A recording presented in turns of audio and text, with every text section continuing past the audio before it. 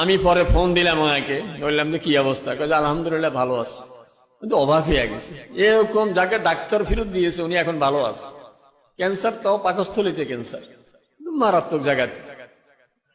বলে ভালো আছে কিভাবে?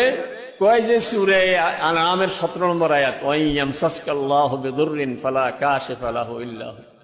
যদি কোনো বিপদে পড়ো তো বিপদ থেকে আল্লাহ ছাড়া কেউ উদ্ধার করতে পারবে। আর ওয়াই ইয়ামসাসকা বিখাইরিন ফালা ফাহুয়া আলা কুল্লি শাইইন কাদির।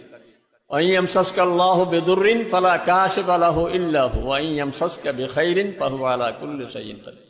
যদি আল্লাহ বিপদ দেয়, কেউ বিপদ চলাইতে পারবে না। আর আল্লাহ যদি কাউকে সুখে রাখতে চায় তো আল্লাহ তাআলার কুদরতের মোকাবেলায় কেউ কিছু করতে পারবে না। জন্য বিপদ, কঠিন বিপদ থেকে বাঁচার সবচেয়ে বড় উপায় হলো আল্লাহ তাআলার কাছে ধর্ণা দেওয়া।